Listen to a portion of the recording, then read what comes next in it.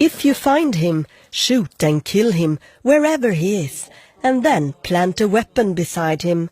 This is often the order, says the high-ranking officer, who reveals how Bangladesh's elite police force selects which people should be killed. He has been involved in dozens of killings. These are people who they suspect of serious crimes, but who they consider too difficult to convict in a trial or impossible to rehabilitate.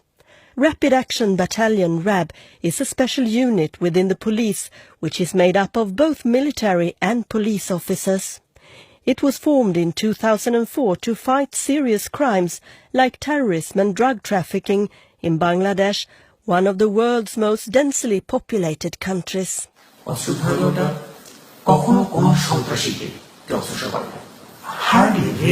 The officer does not know that he is being recorded. The dialogue is in Bengali, and we've translated it using a country with no connection to the people involved. This is to protect our sources. He tells how RAB kills selected targets when they least expect something to happen. People sitting at a tea stall or doing other things in their everyday life. The high-ranking officer is telling straight out how the police take bribes from criminals. They use the money to buy weapons to plant next to the people they kill. Very seldom people had weapons from the beginning. Planting evidence is a way to provide a reason for the killing, that the elite police force acted in self-defense, he explains.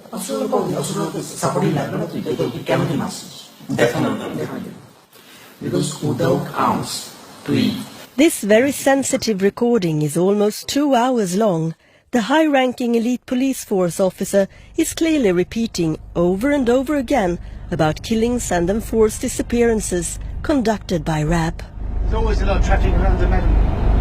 That's what I'm going to do. I'm going up the main road. In London, I take a taxi to visit Amnesty International's headquarters and the big office at Easton Street. Human rights organizations have repeatedly criticized and documented human rights violations committed by RAB. The organization is monitoring the developments closely in Bangladesh and also has close contacts with the families of those killed, abducted and tortured by the elite police force. We let experts assess the unique recording. The Bangladesh expert Olof Blomqvist at Amnesty International in London says that it's shocking to listen to the recording. My first reaction is that it's incredibly chilling to hear someone speak so casually and so coldly about carrying out these very, very serious human rights violations. Having said that, we haven't been able to confirm this ourselves, but this is something that definitely needs to be investigated. And what we do here in this recording are statements that match a pattern of similar violations, which we at Amnesty International and many other human rights organizations have documented over several years when it comes to the Rapid Action Battalion in Bangladesh. Several experts consider the high-ranking officer very credible with a good knowledge of many details. Swedish radio has also used other means to verify that the conversation is authentic. There are 4 to 5 inquiries. After each incident where RAB has killed a person, there are several inquiries, according to the officer, such as how the bullets travelled. The man's description provides a unique insight into a combined effort by the authorities into how the events are presented to journalists and the public in Bangladesh. They use words such as crossfire and how RAB had been fired upon and thereby acted in self-defense. But what Amnesty International and many other human rights organizations have documented is that in fact crossfire killings is very often a euphemism for a murder.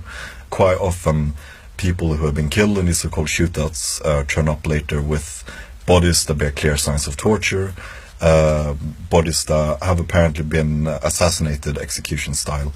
Quite often these people also die in detention, which of course it makes it very difficult to believe that they were killed in some kind of shootout or in a crossfire.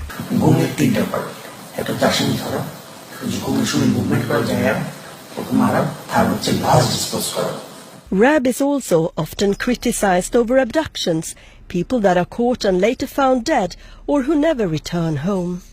The high-ranking officer describes 3 tricky components to enforce disappearances: to capture the target, to kill him, and thirdly, disposal of the body. The conversation, using hard, cold words, is like a scene out of a horror film. He describes how the police lie to their intended victims. They say they will drive them to a friend for safekeeping, but instead the police kill them.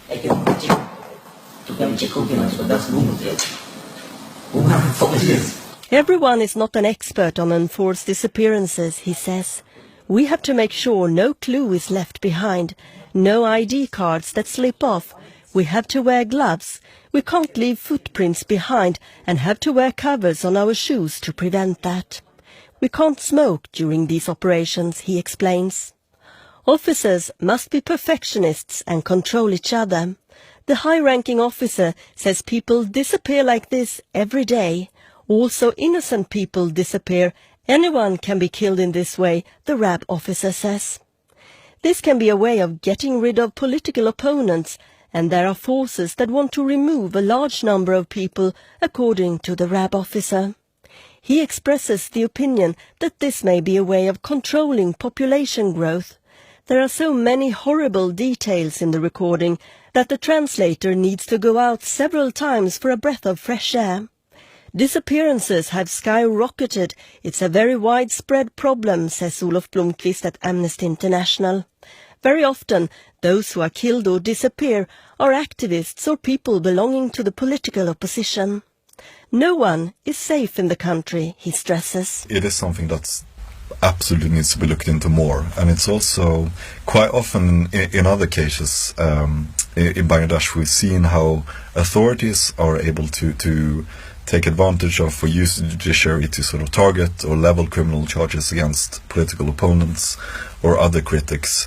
Unfortunately, the judiciary in Bangladesh has in some ways become a tool of repression of the authorities. Decisions on the fate of those taken by RAB are being taken high up, the officer says.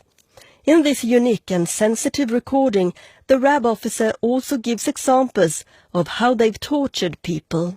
He describes a dark room with a lamp in the middle where an arrested man was stripped naked. They hung him in handcuffs and tied his testicles to bricks. His testicles were almost ripped off by the weight, the officer says. The tortured man fell unconscious. I didn't know if he was dead or alive, he says.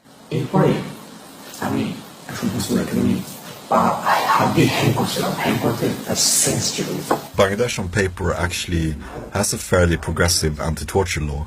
The problem is that it's very rarely used in practice, which means that torture just continues endemically, and it's very, very rare that those people who are responsible for it are held to account. There is a great concern in the country about how RAB can continue with its practices, and the situation is getting out of control, he says.